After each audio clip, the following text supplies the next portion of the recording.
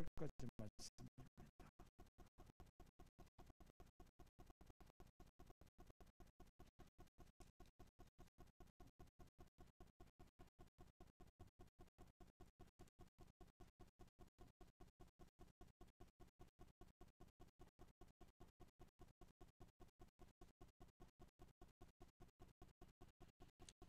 그 이튿날에는 명절에 온 큰 무리가 예수께서 예루살렘으로 오신다는 것을 듣고 종려 나무가지를 가지고 맞으러 나가 외치되 호산나 찬송하리로다.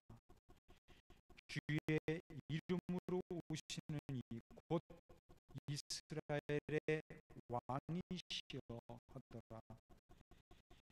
예수는 한 어린 나귀를 보고 타시니 이는 기록된 바 시온 따라 두려워하지 말라. 보라, 너희 왕이 나귀 새끼를 타고 오신다 함과 같더라. 제자들은 처음에 이 일을 깨닫지 못하였다가 예수님께서 영광을 얻으신 후에야 이것이 하나님께 예수께 대하여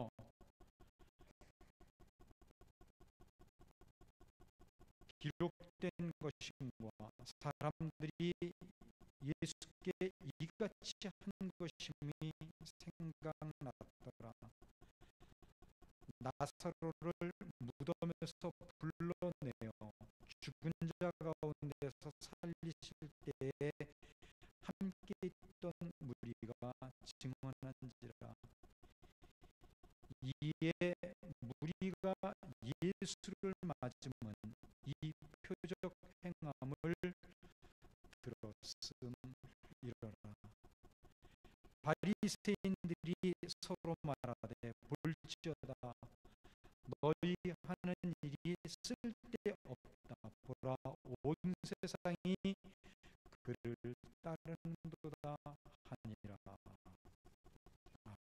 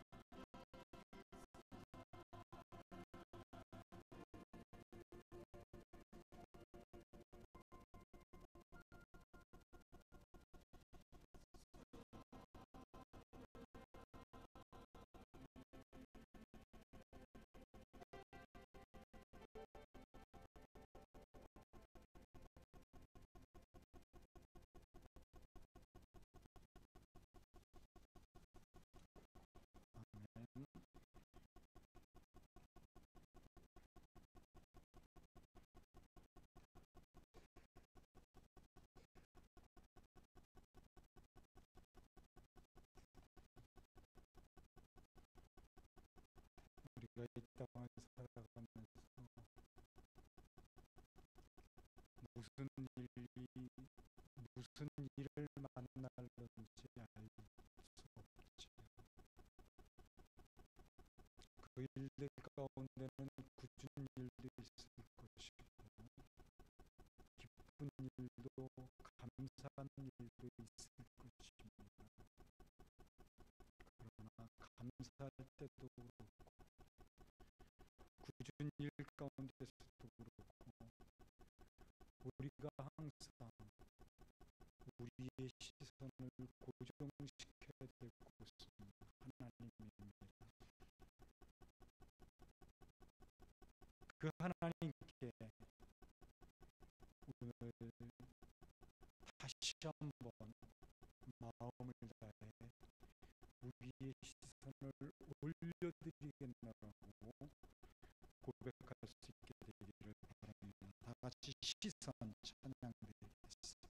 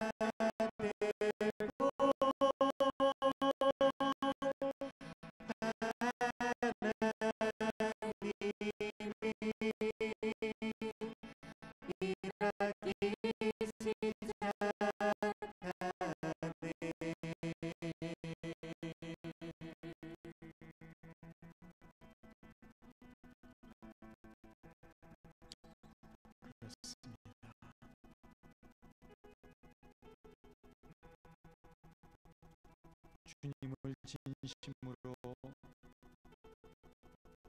바라보고 의지하고자 하는 마음을 담아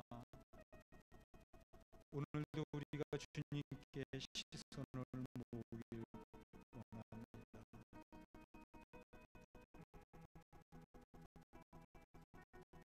우리의 마음이 담긴 이 시선을 주님께서 기쁘게 받아주시고 우리 모두의 삶을 어루만져 주셔서 하나님의 위로와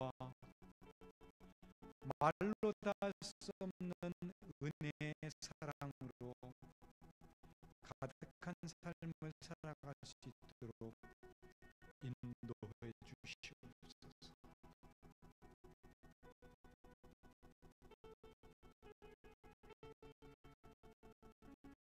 진심으로 하루하루의 삶이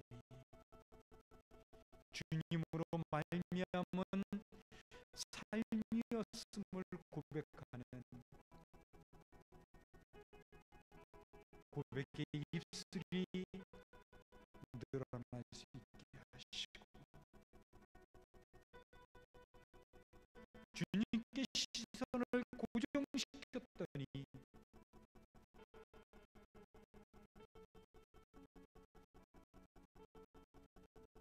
시선을 고정시킨 우리를 통해 하나님의 놀라운 능력들이 나타나고 있음을 끊임없이 고백해 갈 수 있는 우리의 삶이 되도록 인도해 주시옵소서.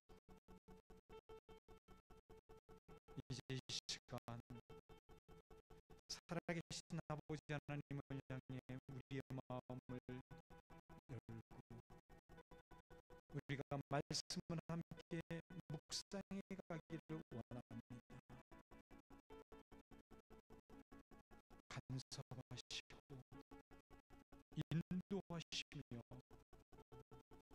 역사해 주셔서 오늘도 우리의 마음속에 깊이 도전이 되어지는 내용들만이 새겨질 수 있는 소중한 시간 되도록 인도해 주시옵소서. 예수님의 이름으로 기도드렸습니다. 아멘.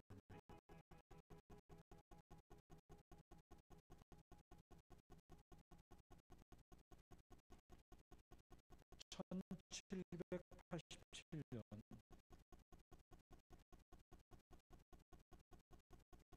당시 사회제도의 모순을 타파하고 새로운 사회 질서를 이루기 위해서 일어났던 프랑스의 대혁명은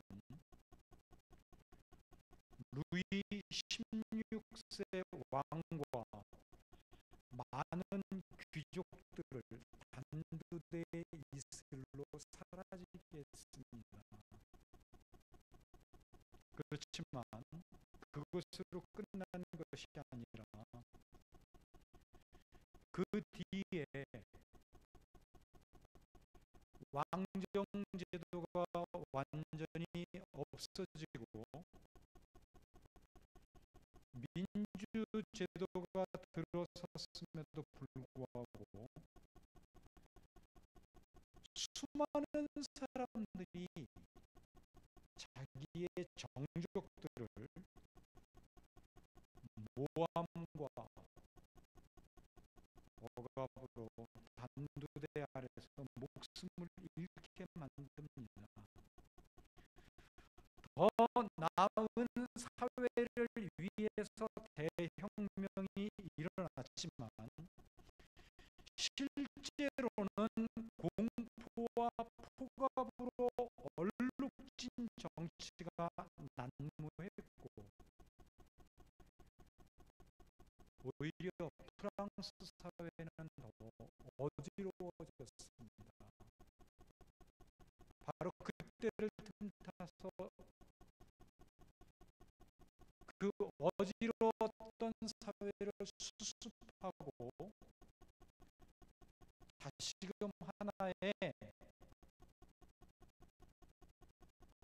온전한 정치제도로 만들었던 사람이 누군지 아십니까? 바로 그 사람이 나폴레옹입니다. 나폴레옹이 처음 등장했을 때는 그렇게 주목을 받지 못하는 인물이었습니다. 그러나 그의 정치 행보는 많은 사람들의 주목을 받게 됐고, 아직 황제의 자리에 오르기 전까지 나폴레옹의 모습을 본 많은 사람들은 그를 통해서 새 정치에 대한 희망과 꿈을 보았습니다. 신선함들을 보게 된 거지요. 그리고 그와 같은 모습을 지켜보고 있던 독일에 그와 비슷한 연배에 있었던 유명한 작곡가 베토벤은 나폴레옹을 존경하는 마음으로 교향곡 하나를 만들게 됩니다. 그 교향곡이 나폴레옹의 이름을 땄던 보나파르트 교향곡이었습니다. 처음에는 그렇게 붙였어요. 그래서 이 교향곡을 나폴레옹에게 헌증할 기회를 찾고 있었는데, 때마침 나폴레옹이 황제의 자리에 올랐다는 소식이 들리게 됩니다. 그러자 그 소식을 들은 베토벤은 너무나 실망하고 화가 난 나머지 나폴레옹을 위하여 작곡했던 교향곡 이름을 심포니아 에로이카로 바꿔버렸습니다. 그리고 제2악장을 장송 행진곡이라고 이름을 지었습니다. 아마 장송 행진곡은 여러분들이 많이 들어보셨을 거예요. 영국과의 워털루 전투에서 패한 나폴레옹은 유배 생활을 하다가 17년 후에 세인트 헬레나 섬에서 치유를 맡게 됩니다. 그리고 그 소식을 들은 베토벤은 또다시 이런 말을 했다고 합니다. 나는 그의 치유가 어떻게 될 것을 이미 알고 있었어. 그래서 심포니아 에로이카의 이 악장을 장송 행진곡이라고 이름을 붙인 것도 바로 그 때문이야. 그런 말을 남겼다. 역사적으로 볼 때 우리는 새로운 지도자들이 세워질 때마다 기대를 참 많이 갖게 합니다.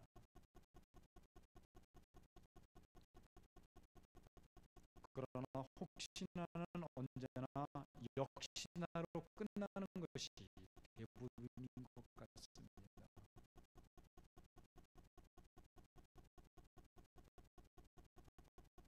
교회도 그렇죠. 교회도 많은 경우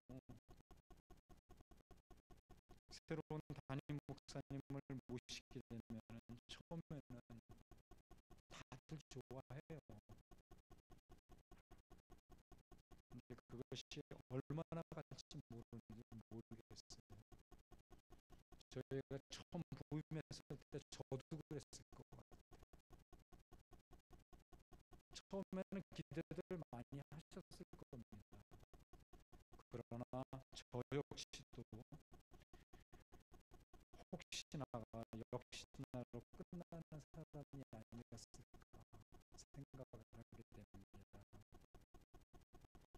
이 세상에 어떤 지도자도 국민의 마음을 전부 사로잡을 수는 없다는 것이죠.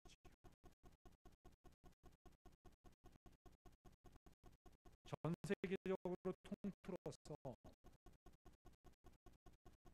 정말 신실한 신앙을 가진 사람이 정치계에 그 등장을 해가지고 정치계의 수장이 돼서 나라를 통치했던 일이 딱 한 번 있었어요. 전 세계적으로. 그만큼 기독교는 항상 정치와는 분리되어진 그런 모습 속에서 행보를 지금까지 유지해 왔습니다. 그것은 화란의 아브라함 카이퍼라고 하는 사람입니다. 그 사람은 목사였고 신학자였고 화란의 수상까지 지냈던 사람입니다. 그런데 그가 수상의 자리를 내려왔을 때 뭐라고 얘기했는 줄 아세요? 나는 목사로서 신학자로서는 명성을 얻었는지 모르지만 정치가로서 수상으로서는 실패한 인물이다. 그렇게 얘기를 했어요.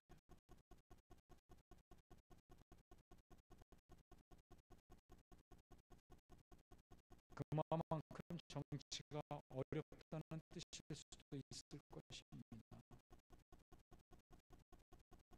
그러나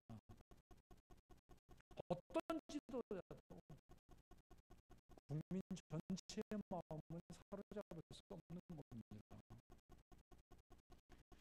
따라서 한 나라의 지도자에 대한 기대는 언제나 실망의 역사로 끝나는 것이 일종의 공식처럼 되어져 있는 것이 아닐까 그렇게 생각이 되어집니다.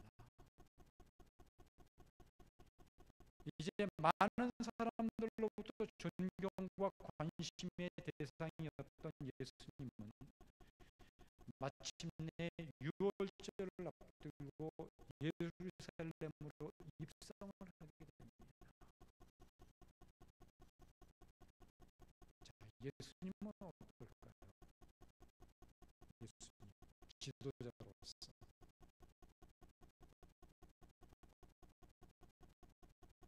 많은 사람들에게 관심을 받았고 많은 군중들로부터 지지를 받았던 분입니다.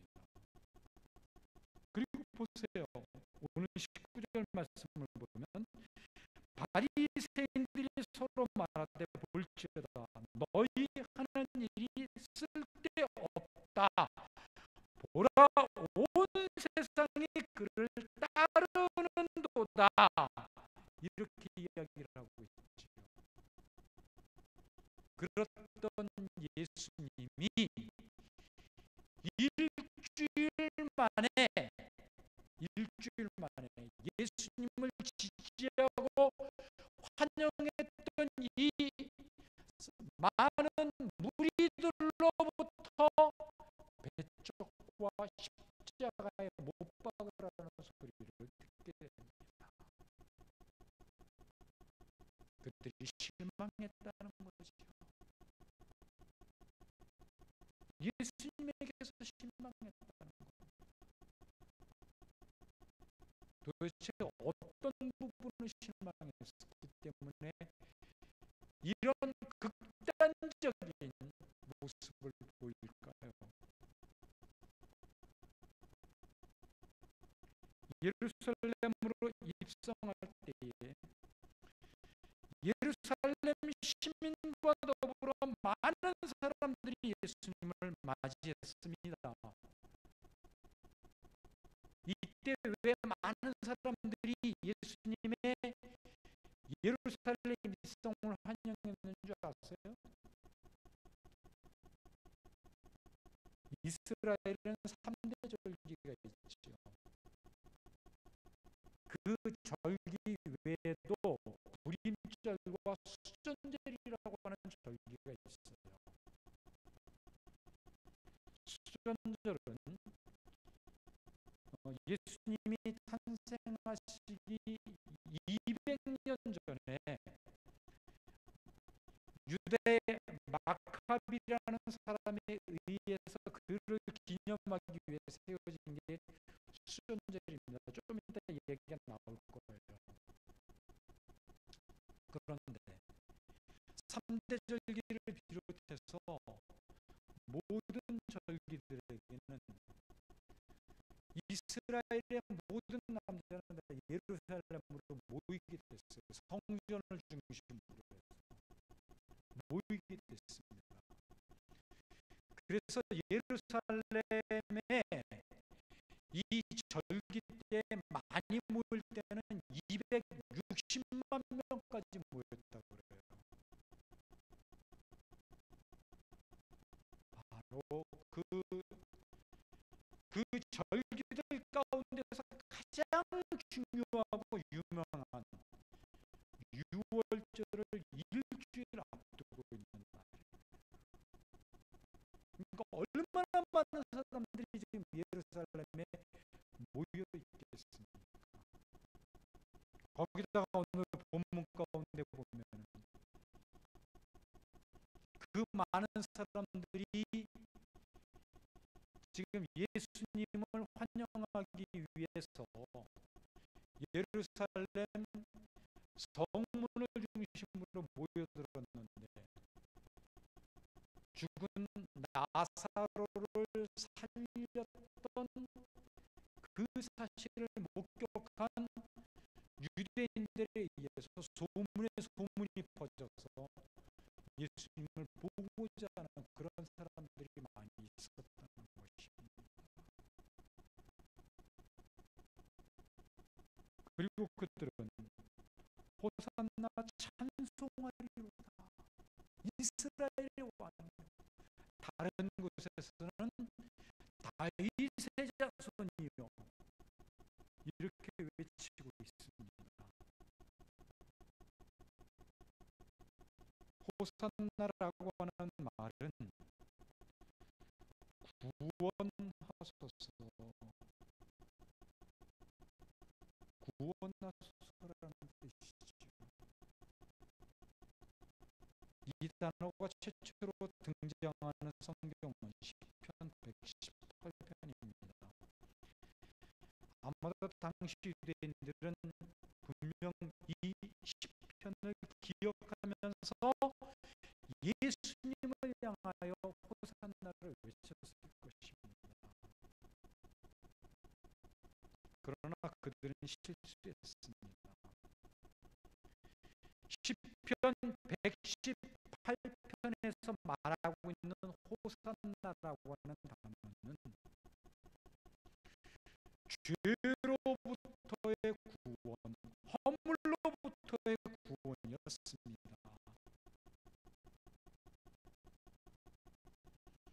그에 반해 지금 예수님을 영접하고 있는 유대인들의 마음에는 죄로부터의 구원이 아니라 로마의 압제와 빈곤과 가난과 질병으로부터의 구원을 소망하고 있었고, 예수님께서 이제 로마를 몰아내고 세계를 호령하는, 그래서 그 옛날 다윗이 찬란한 왕국을 세웠던 그 왕국을 화려하게 재현해 줄 것을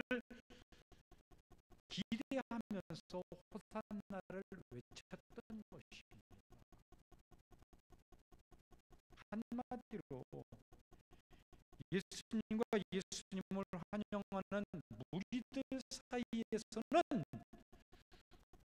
동상이몽의 모습을 볼 수 있다는 것이죠. 지금 예수님은 죄와 사망으로부터 인간을 구원하시기 위해 이 땅에 오셨는데, 예수님을 영접하는 유대인들 마음속에는 그런 부분에 대해서는 안중에도 없고, 오직 이 사회와 정치의 현실로부터의 구원을 바라고 있었던 것입니다. 그들이 이렇게 엉뚱한 바램을 예수님께 하게 된 이유는 자신들은 이미 영적인 세계, 곧 하나님이 말씀하시는 구원에 대해서는 이미 따놓은 것이나 다름이 없다는 생각이 있었기 때문입니다. 유대인들만큼 선민의식이 강한 민족이 어디 있습니까? 자기들은 하나님으로부터 특별히 선택받았다라는 그런 선민의식이 굉장히 강하게 자리를 잡고 있었던 겁니다. 그러니까 구원은, 죄로부터의 구원 같은 거는 생각해 볼 필요가 없는 거죠. 이미 구원 받았는데 자기들은 언제 죽어도 천국 갈 수 있다는 확신이 있었는데, 그렇잖아요.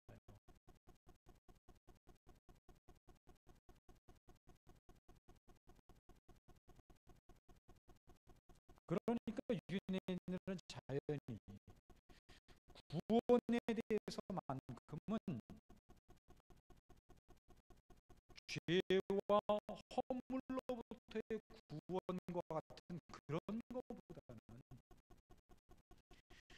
현실적인 삶에 대한 구원, 자신들이 현재 지금 로마로부터 당하고 있는 그 압박, 압제,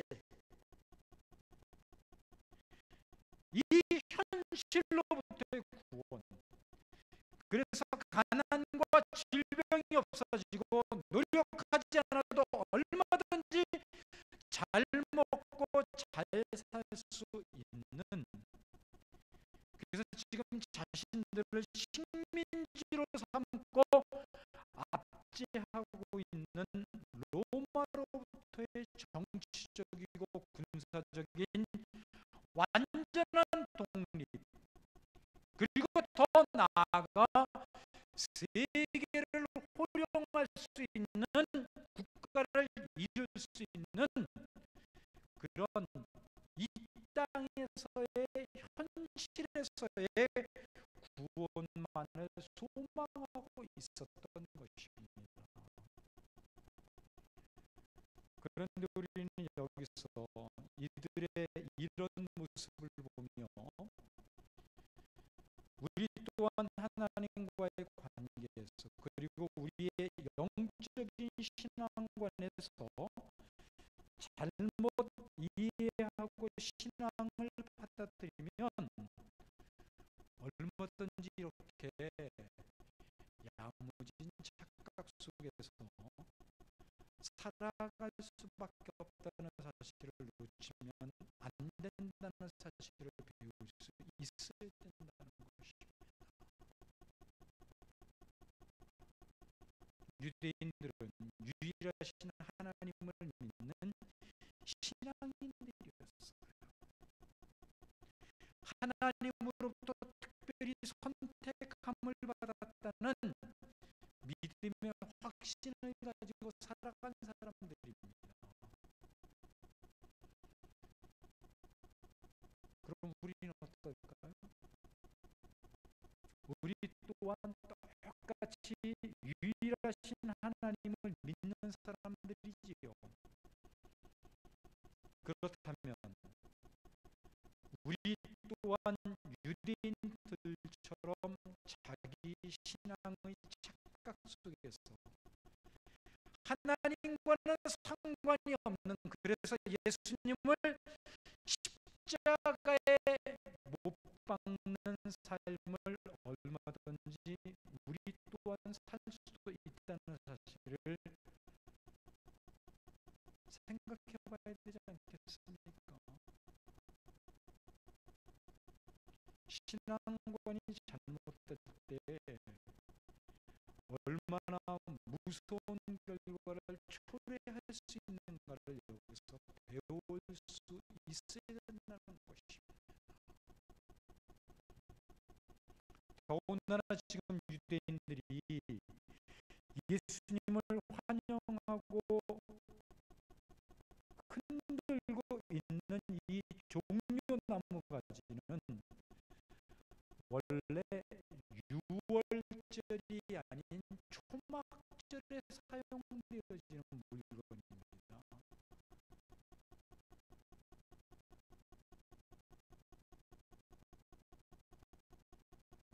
그런데도 불구하고 예수님이 입성하실 때에 이 종려나무 가지를 흔들었던 것은 예수님이 탄생하시기 200년 전에 이스라엘 땅은 헬라 제국에서 파송된 네 개의 나라 가운데 하나인 시리아 안티커스에 의해서 압박을 받고 있었어요. 거기에 속국이 되었던 나라였다는 거지요. 그리고 이 시리아의 횡포가 너무나 심하게 계속 나타나자 유다 마카비라고 하는 사람이 독립운동을 일으키게 됩니다. 그래서 시리아의 압제로부터 이스라엘을 완전히 독립시켰습니다. 그 마카비가 예루살렘으로 입성했을 때에 환영하는 의미에서 유대인들이 종려나무 가지를 흔들었습니다.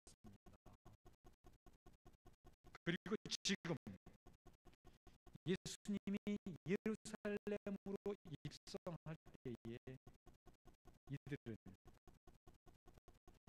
그때 일들을 기억하며 로마를 쫓아내고 독립된 강력한 나라를 예수님께서 이루어 주시기를 소망하는 그런 마음 속에서 종려나무 가지를 흔들었던 것입니다. 그런데 보십시오. 이런 모습 속에는 우리가 놓치지 말아야 할 아주 중요한 교훈이 들어 있습니다. 지금 예수님을 환영하는 무리들은 지난 3년 동안 예수님께서 행하신 수많은 기적들을 보거나 들어왔던 사람들입니다. 그래서 그 중에는 오병이어의 기적을 목격했던 사람들도 있었고, 죽은 사람을 다시 살리는 현장에서 그 사실을 목격했던 사람들도 있었을 것이고, 수많은 질병을 치료받거나 아니면 치료하는 현장에 있었던 사람들일 것입니다. 그들은 이런 예수님을 자신들이 그렇게 애타게 기다렸던 메시아, 곧 자신들의 삶을 윤택하게 해주고 유익이 될 분으로 그렇게 여겼기 때문에 지금 환영을 하고 있는 것입니다. 그러나 일주일이 채 안 됐어. 예수님이 더 이상 자신들의 기대와 바람에 도움이 되지 않는다고 결론을 내렸을 때 누구보다 열심히 예수님을 죽이라고 외쳤던 군중들로 돌변하게 됩니다.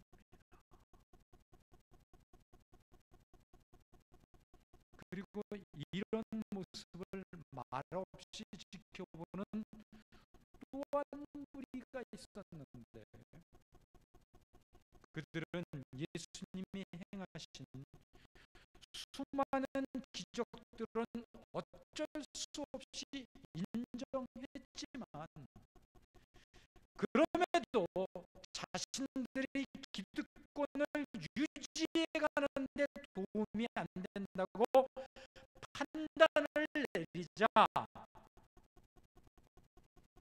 예수님을 지속적으로 죽이려고 음모를 꾸몄던 무리들입니다. 비록 수많은 이적들을 통해 예수님이 놀라운 힘과 능력을 가지고 있는 것은 맞지만 툭하면 예수님께서 자신들이 잘못되었다고 말씀하니까 더 이상 예수님이 자신들에게 도움이 안 된다고 여기고 이렇게 막강한 힘을 가진 사람이 자신들과 반대되는 입장에 있다면 자신들의 입장은 더욱 난처해질 수밖에 없고 백성들의 마음은 예수님께로 향할 수밖에 없기 때문에 더 마음이 기울여지기 전에 애들로 예수님을 죽이고자 했던 것입니다. 그리고 유월절을 앞두고 이 두 무리들은 결국 서로 하나가 돼서 예수님을 십자가에 못 박는데 크게 앞장서게 되죠. 이런 인간들의 모습을 보면서 우리가 얻을 수 있는 분명한 교훈 한 가지가 있습니다. 그것은 이렇게 죄로 타락한 인간들은 언제나 자신의 유익과 만족한 삶이 우선이지 아무리 눈앞에 놀라운 일들이 펼쳐지고 그런 놀라운 경험을 한다고 할지라도 자신들의 삶과 인생 여정에 도움이 안 된다면 언제든지 등을 돌릴 수 있는 삶을 살아가더라는 것입니다.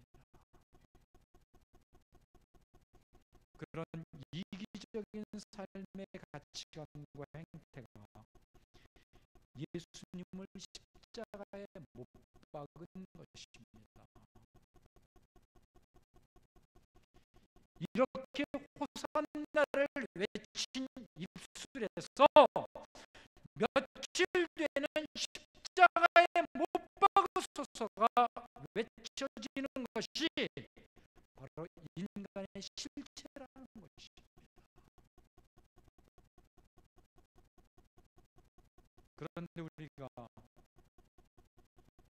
이런 유대인들의 모습을 보면서 깊이 생각해야 할 부분은, 유대인들처럼 우리는 죄로부터 구원을 얻었고 하나님 나라의 입성은 이미 따놓은 당상이기 때문에 자신이 행하는 이 땅에서의 수많은 헌신의 삶들은 오직 이 땅에서 자신이 조금은 더 편하고 안락하게 살기 위한 방법으로 여기는 그런 사람들이 있을 수 있다는 거예요.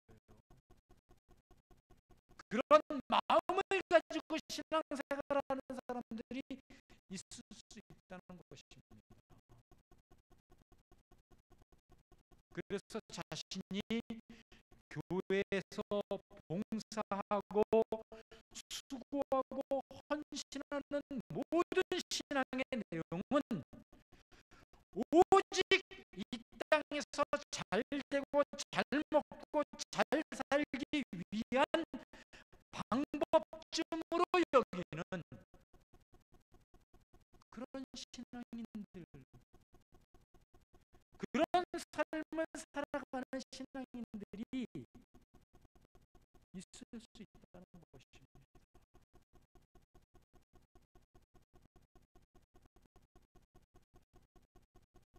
여러분들은 어떻어요? 여러분들은 어떤 모습 속에서 지금까지 신앙생활을 해보셨어요?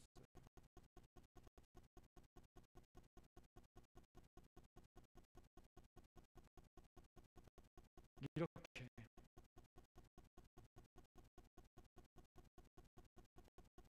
자신의 모든 신앙의 내용들이 이 땅에서 잘 먹고 잘 입고 잘 살기 위한 방법이 되어지지 못합니다. 이 땅에서 그런 삶이 키워지지 않을 때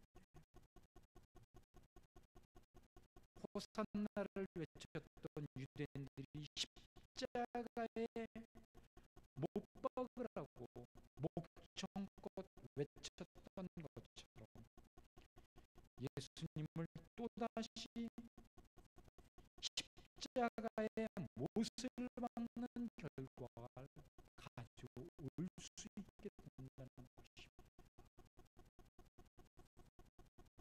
물론 우리는 호산나를 외쳐야 될 사람들입니다. 예수님의 십자가로 이미 구원을 받은 사람임에도 불구하고 호산나를 외쳐야 할 사람들입니다. 왜일까요? 그것은 우리가 비록 죄와 허물로부터 구원을 얻은 사람들은 분명하지만 여전히 우리는 죄의 결과로 얼룩져 있는 연약한 인간의 몸을 입고 있는 사람들이기 때문입니다. 그래서 쉽게 죄의 유혹에 넘어지고 예수님의 사랑과 은혜로 새 사람이 되었음에도 불구하고 우리가 지난주 오후에 살폈던 것처럼 여전히 우리 속에 있는 또 다른 자아로 인하여 자꾸 죄의 유혹에 넘어지도록 유혹당하는 곤고한 사람이 우리의 실체 아닙니까? 그러니까 이 곤고함 가운데서 자유로워질 수 있도록 최종적인 승리를 얻을 수 있도록 호산나, 이 옛사람의 유혹으로부터 구원을 얻을 수 있도록 도와주세요. 내 힘으로는, 내 열심으로는, 내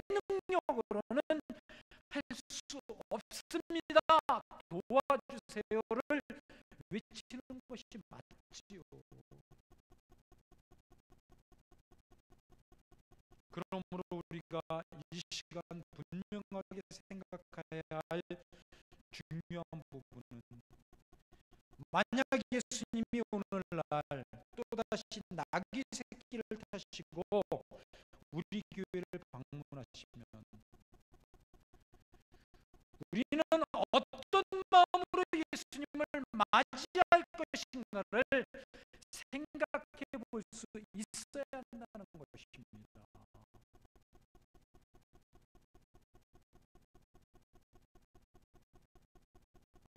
예수님 당시 유대인들처럼 겉으로는 환영을 열렬히 했지만 속으로는 자신의 유익과 안위를 위하여 예수님을 환영할 것인가, 아니면 진실한 마음으로, 그래서 예수님께서 나에게 이 세상에 속한 어떤 유익을 가져다 주시지 않는다고 할지라도 거기에 상관없이 기쁨과 감사함으로 영접할 것인가를 분명히 해야 한다는 것입니다. 여러분들은 어떤 자세로 예수님을 환영하시겠어요? 우리가 장착하게 될 하나님의 나라, 그것은 하나님만이 전부이시며 하나님만이 계획하시고 하나님만이 다스리시는 그 나라에서는 오직 하나님의 은혜만을 의지하여 하나님만이 원하시고 계획하시고 인도하시는 모든 것을 믿음으로 받아들이고 순종하는 삶을 살아갈 것입니다. 그리고 우리는 그곳에서 그런 삶을 살아갈 수 있도록 이 땅에서 주어진 시간들 속에서 하나님과의 관계를 통해 끊임없이 나를 내려놓는 훈련을 해가야 되는 것이지요. 그런데 인격과 지성으로 지어진 하나님의 형상인 우리들이 하나님이 은혜로 부어주신 것들이 마치 전부이고 그것만을 의지해서 살려고 한다면 우리는 그것을 부어주신 하나님을 올바로 바라보지도 깨닫지도, 더 나아가 하나님과 상관없는 삶을 살아갈 수밖에 없게 되는 것입니다. 또 이런 식의 삶에 익숙해진 우리들이 과연 하나님 나라에서는 제대로 살아갈 수 있겠어요? 하나님께서 우리에게 은혜로 주신 것들은 사실 인생의 여정 속에서 하나님을 더욱 깊게 발견하고 알아가라고, 그래서 하나님과의 아주 친밀한 관계 속에서 살아가라고 도구들로, 방법들로, 수단들로 주신 것들이란 말입니다. 그런데 그것 자체를 힘으로 의지하고 바라본다면 하나님이 우리에게 정말로 좋은 것들을 주실 수 있겠느냐는 것입니다.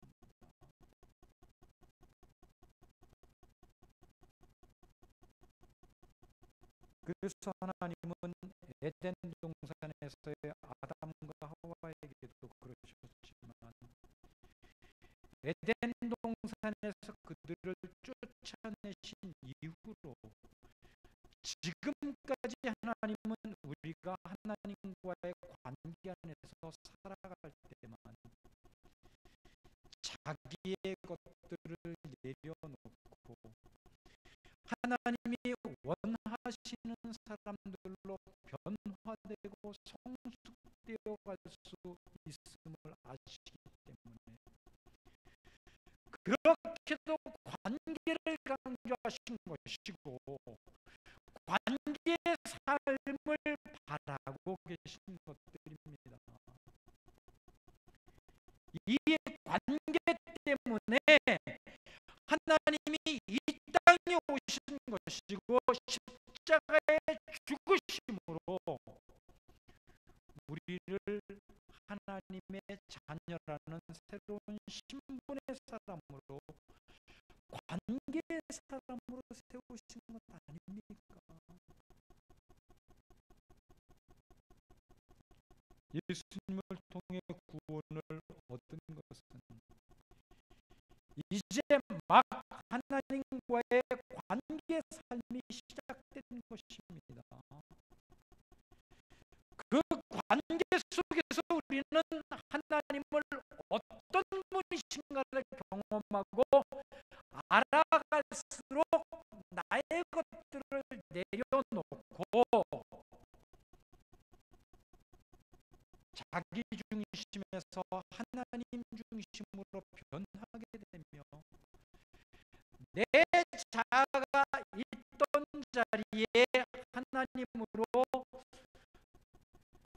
성령님으로 충만하게 채워갈 수 있게 되는 것입니다.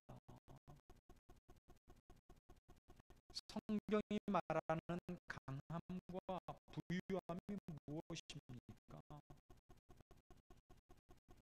그것은 우리가 하나님 곁에 붙어 있으며 우리 안에 계신 예수님께서 나를 대신해서 나를 살아갈 때의 모습 아니겠어요? 나는 약하지만 내 안에 나를 통해서 드러나시고 역사하시는 하나님의 놀라운 능력은 무한대이지 않습니까?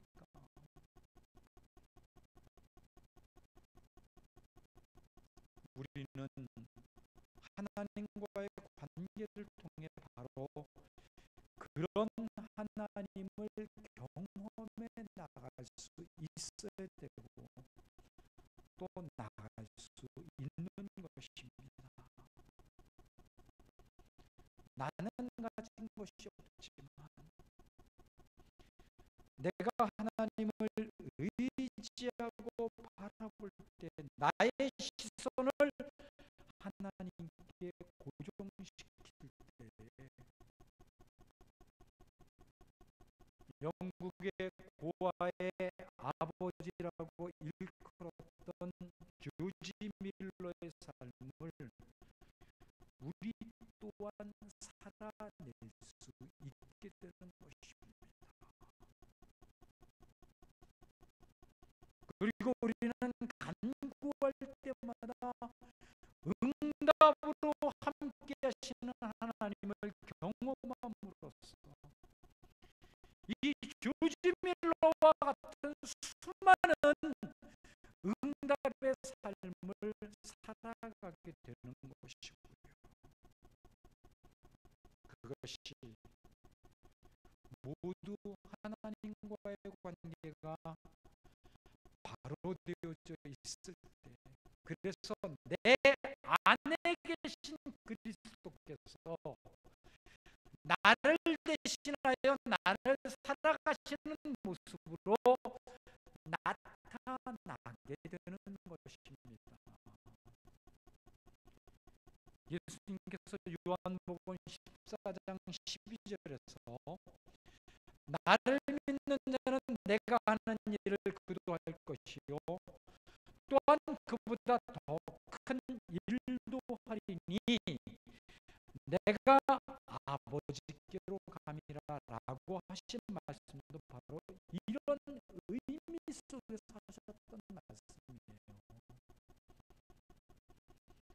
오늘 우리에게 정말 중요한 것은 나를 비워내야만 내 안에서 하나님이 나를 통해 역사해 가실 수 있다는 것입니다. 그래서 우리는 나의 욕심은 물론이고 자신의 중심성과 영광까지도 나 자신의 모든 것들을 내려놓고 하나님 앞에서 가장 약한 자로 서야만 하는 것입니다. 오늘 우리는 본문 속에서 예수님께서 어린 나귀 새끼를 타고 입성하시는 부분도 다시 생각해 볼 수 있어야 됩니다. 물론 예수님이 나귀를 타고 예루살렘으로 입성하시는 것은 이미 구약 스가랴서에서 예언되어졌던 부분입니다. 그러나 유대인들이 기대하고 있는 것은 메시아였고 유대인들이 바라보는 메시아 상은 이렇게 보잘것없는 나귀 새끼나 타면서 예루살렘에 입성하는 모습이 아니었죠.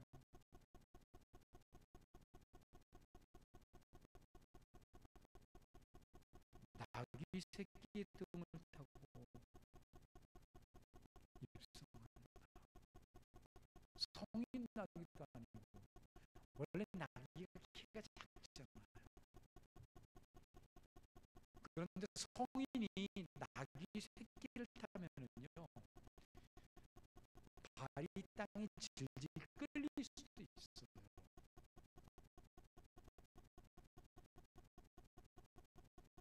만약에 발을 땅에 질질 끌리지 않게 든다면 사람 몸무게의 힘이 더 가해지기 때문에 나귀는 그만큼 더 고통스러울 겁니다. 얼마나 그 모습이 초라해 보이고 우스꽝스러운 모습입니까? 세계를 호령하고 당시 최강대국인 로마를 쫓아내려면 얼마나 화려한 모습으로 입성하셔야 되겠어요?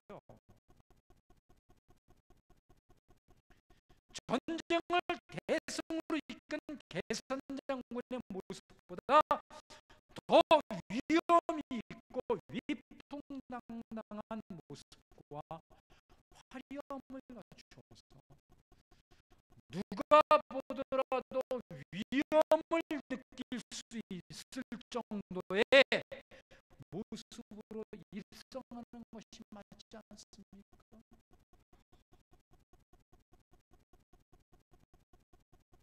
그러나 예수님은 초라하고 우스꽝스러운 모습인 나귀 새끼에 앉아서 예루살렘으로 입성하시고 있는 것입니다.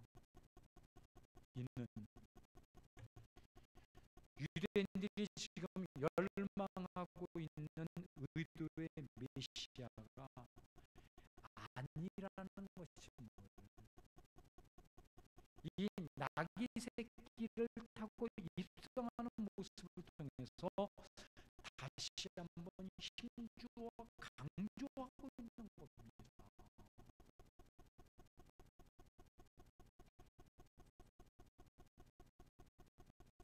유대인들이 오래전부터 마음에 품고 바라왔던 메시아, 그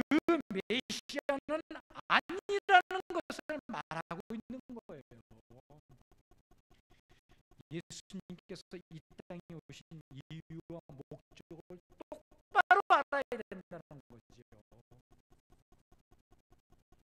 여기서도 세상을 구원하시는 하나님의 계획과 우리 인간들이 바라고 소망하는 구원 계획이 얼마나 다른가를 볼 수 있습니다. 온 우주를 창조하신 그 놀라운 능력의 소유자 하나님이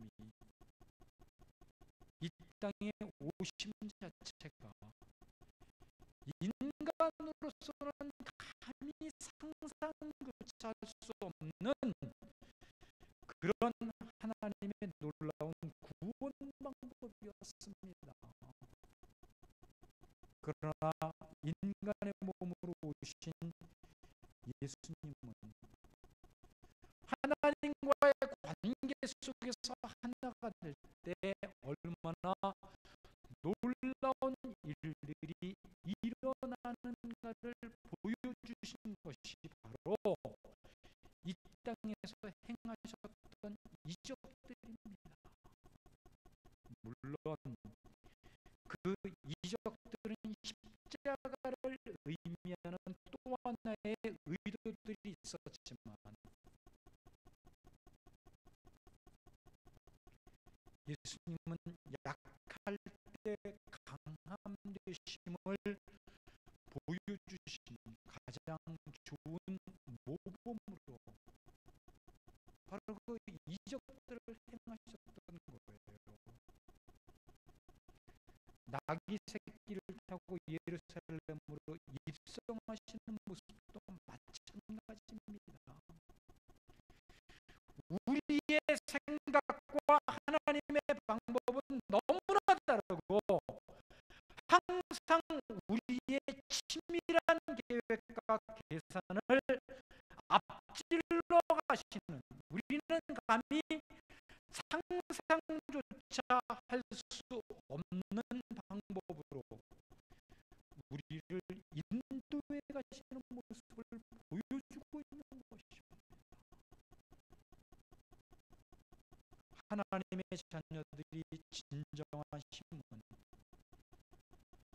하나님이 되어야 되고 하나님으로 말미암아야 되어야 되지요. 약할 때 강함되는 힘, 그것이 성도의 힘입니다.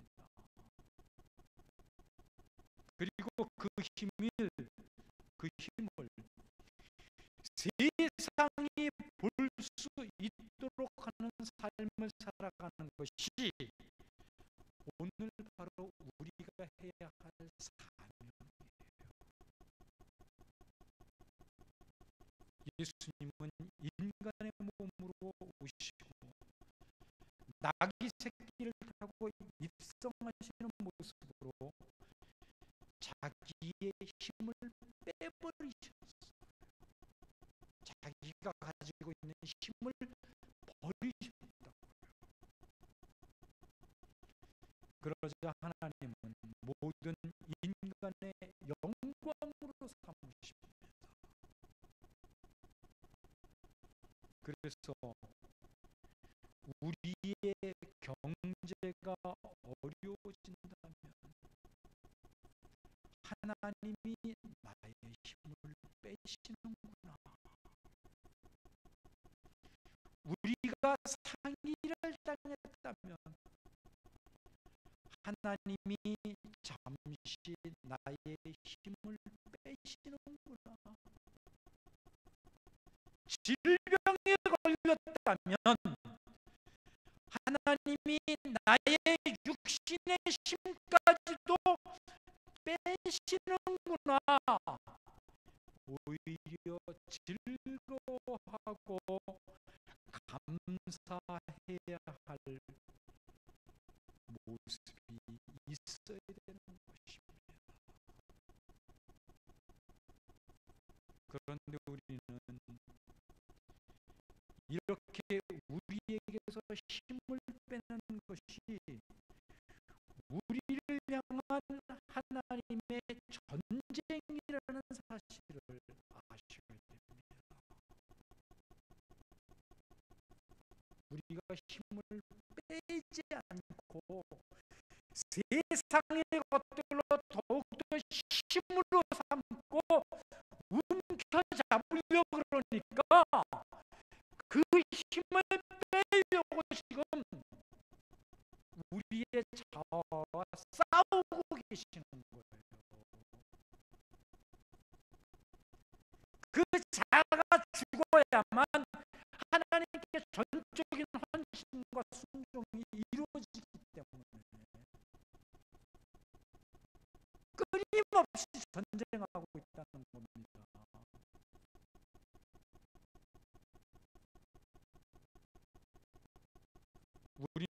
우리가 행할 수 있는 모든 힘을 빼버리고 대신 하나님만을 의지하고 하나님께 시선을 고정시키고 새 힘을 삼아야 하고 하나님만을 바라보는 것으로 강함의 능력을 경험해 가야 할 사람들입니다.